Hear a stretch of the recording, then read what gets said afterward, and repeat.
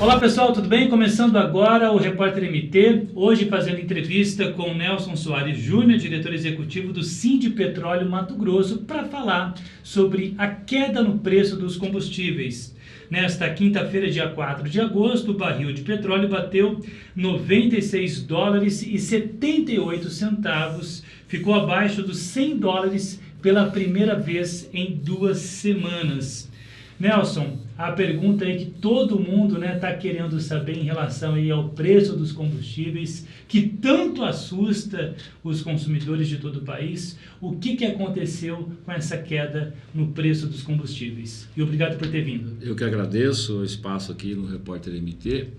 O que a gente está experimentando agora é uma acomodação dos preços do barril do petróleo num patamar não tão elevado quanto estava. O mercado está extremamente volátil, ele sobe e desce, e dessa vez ele desceu e continuou descendo.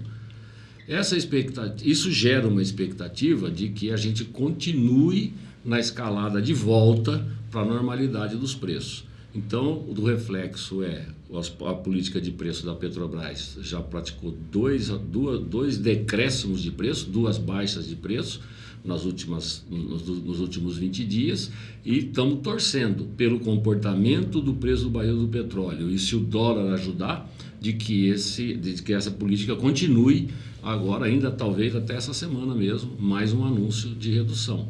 Por quê? Na paridade, para entender o que é paridade, é o preço do derivado de petróleo, o preço do óleo diesel e da gasolina no mercado internacional e o preço do óleo diesel aqui dentro.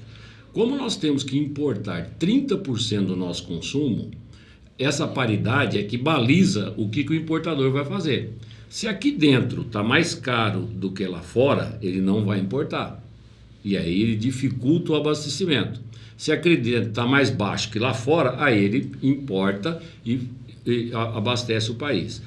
Essa dosagem é que calibra a precificação que chega para a distribuidora e que chega nos postos e que chega para o consumidor final. Então, hoje, se a Petrobras quisesse, pelos números que a gente olhou hoje de manhã, ela já poderia praticar uma queda em torno de 30 centavos no diesel e na gasolina. Se a Arábia Saudita falar, a partir de amanhã eu vou produzir 1 milhão de barris a mais por dia, no outro dia o petróleo desaba e o preço da gasolina e do diesel vem junto.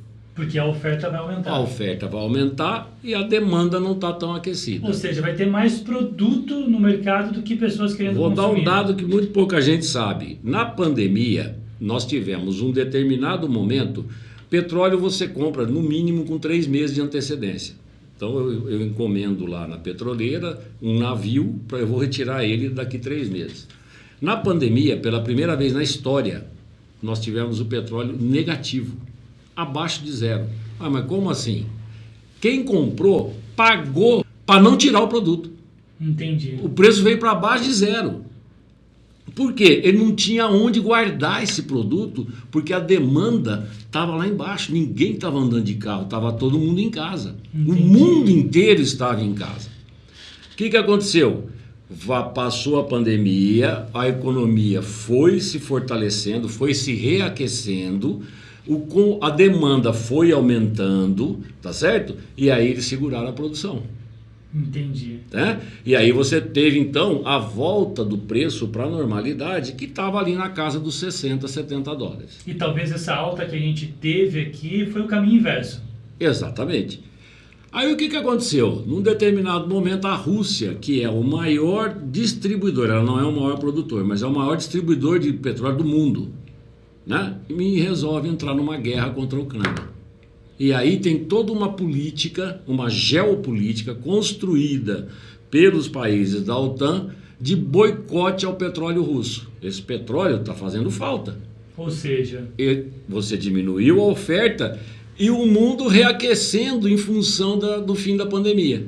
Então, uma demanda muito alta e uma oferta reduzida. Ou seja, menos o preço foi aonde foi, para 140, 150 dólares. Muito se fala sobre a questão da interferência do governo federal na política de preços da Petrobras. Alguns defendem que o governo deve interferir, outros defendem que o governo não deve interferir, que o mercado tem total autonomia. Sobre a questão do Conselho Administrativo da Petrobras, que passa a ser ouvido aí talvez nas tomadas de decisões, a gente sabe que os conselheiros são nomeados pelo presidente da República. Tem algum aspecto político nessa queda de preços nos combustíveis, uma vez que a gente está aí perto aí das eleições de 2022, e a história também nos diz algo sobre a questão da interferência do governo na política de preços numa estatal como a Petrobras. Exatamente. Então vamos começar do passado para chegar até hoje, né? Um passado não muito distante, é recente isso. Nós tivemos 2 episódios dentro do ambiente da Petróleo Brasileiro que tiveram repercussões bastante severas para a companhia. A primeira foi o Petrolão, que acabou gerando processos internacionais. A Petrobras já pagou mais de bilhões de dólares em multas para acionistas do exterior, tá certo? Em função da perda que a companhia teve pela política adotada pelos seus colaboradores. Aí precisa recuperar o prejuízo, exatamente, né? Ter lucro, ter mais lucro. Num outro momento, no governo da presidente Dilma, ela agiu diretamente sobre os preços, reduzindo as margens da Petrobras. A Petrobras quase quebrou, né? O resultado, em vez de positivo, foi para negativo e muito negativo.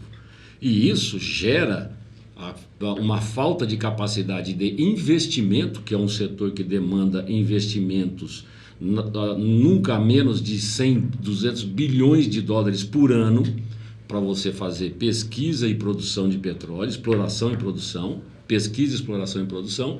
E aí a companhia se viu refém de ter que aceitar uma política, uma ingerência governamental versus um prejuízo monstruoso. Ou seja, enquanto a população estava feliz com o preço do combustível lá embaixo, a Petrobras estava correndo aí sérios riscos em seu caixa. É a questão política interferindo na vida do cidadão, né?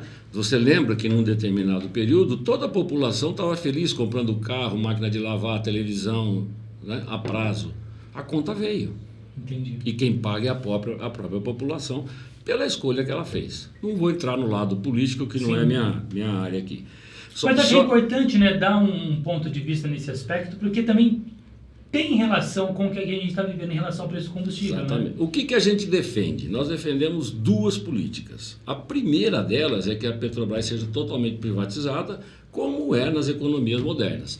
Você tem lá os agentes do setor, né, fazendo a sua parte e provocando a concorrência entre eles e praticando o preço que é viável tanto para a sociedade quanto para a empresa sobreviver. Essa é uma política. Como isso é muito difícil que aconteça, a outra parte que a gente defende agora, no segundo trimestre, a Petrobras gerou 52 bilhões de reais de lucro, dos quais 30 bilhões vão para a conta do governo. No segundo trimestre. Nesse ano, o governo deve embolsar 140 bilhões de reais. Qual que era a nossa ideia? E que nós já propusemos isso, inclusive o senador Huerto Fagundes leu esse documento nosso em plenário, lá na greve dos caminhoneiros. Pega esse dinheiro, faz um colchão, tá certo? Olha, vocês só podem mexer no preço da bomba, no preço da distribuidora para o posto, depois que a variação atingir 30%. Até lá ninguém mexe em preço. E da mesma forma para baixo. O que você traria com isso? Você traria uma longevidade nos preços, você traria uma previsibilidade de custos.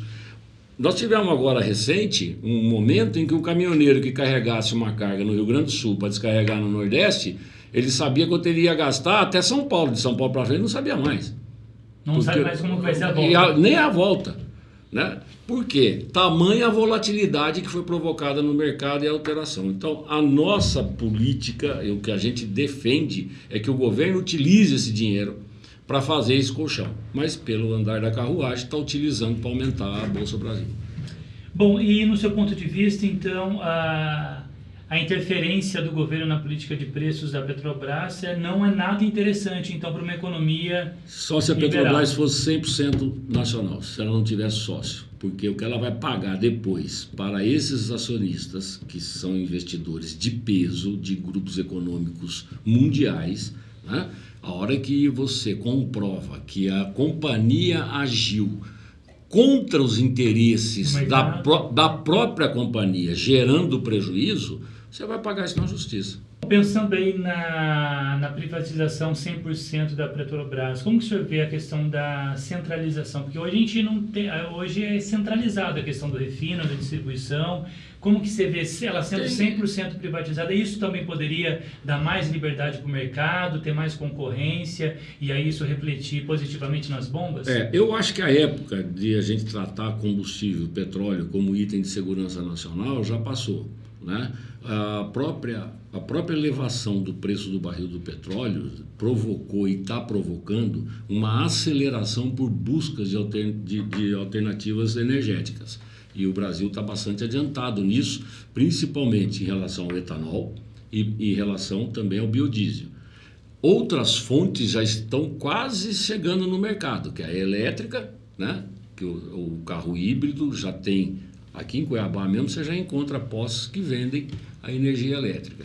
Então isso vai provocar ao longo do tempo uma dependência cada vez menor do petróleo.